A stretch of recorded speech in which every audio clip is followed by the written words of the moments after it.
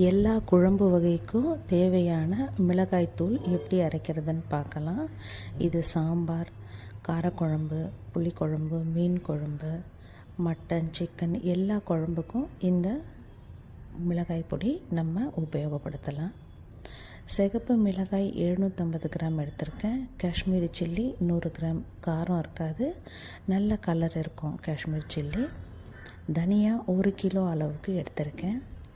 நல்லா வாங்கும்போதே நல்ல தூசி இல்லாத நல்ல சாமானாக பார்த்து வாங்கிடணும். அதெல்லாம் இந்த மாதிரி பிளேட்டில் போட்டு வெயிலில் நல்லா காய வச்சுக்கணும். காய வச்சதுக்கப்புறம் எல்லாத்தையும் நல்லா இந்த மாதிரி படைச்சி க்ளீன் பண்ணிக்கணும். தெரிஞ்சவங்க ரொம்ப ஈஸியாக க்ளீன் பண்ணிக்கலாம். அது ஒன்றும் பெரிய கஷ்டம் இல்லை. இல்லாட்டி இந்த மாதிரி சின்ன எவர் சில்வரில் மரம் இருக்கும், இதில் கூட போட்டு க்ளீன் பண்ணுறது ரொம்பவே ஈஸியாக இருக்கும். இப்படி க்ளீன் பண்ணி எல்லாத்துலேயும் ஒரு பெரிய பாத்திரத்தில் ஒன்றா போட்டு வச்சுக்கலாம். தனியாக க்ளீன் பண்ணி போட்டிருக்கேன். அடுத்து காஷ்மீரி சில்லி எல்லாம் க்ளீன் பண்ணியிருக்கேன். இப்போது எடுத்து வச்ச பச்சரிசி 50 கிராம், அதை இந்த மாதிரி பொன்னிறமாக வறுத்து போட்டுக்கணும்.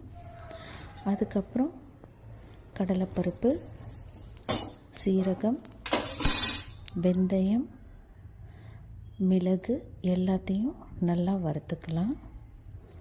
இதில் நிறையா கருவேப்பிலை, மஞ்சள் அந்த மாதிரி எதுவுமே சேர்க்க தேவையில்லை.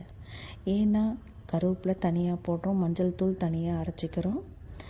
இந்த மாதிரி கருவேப்பிலை, மஞ்சள் அது இதுன்னு நிறையா கொட்டுறதுனால இந்த மிளகாய் தூளோட தனித்தன்மை குறைஞ்சி டேஸ்ட்டு அதிகம் இருக்காது. இந்த பச்சரிசியும் கடலைப்பருப்பும் குழம்போட திக்னஸ் அதிகமாகிறதுக்காக போட்டுக்கிறோம். அது கூட 50 கிராம் அளவுக்கு தான் போடுறோம். மிளகு 100 கிராம், சீரகம் 50 கிராம், வெந்தயம் 50 கிராம், இதுதான் இதோட அளவு. இது நீங்கள் அரைச்சி நல்ல ஒரு டப்பாவில், பெரிய டப்பாவில் மூடி போட்டு வச்சுக்கணும்.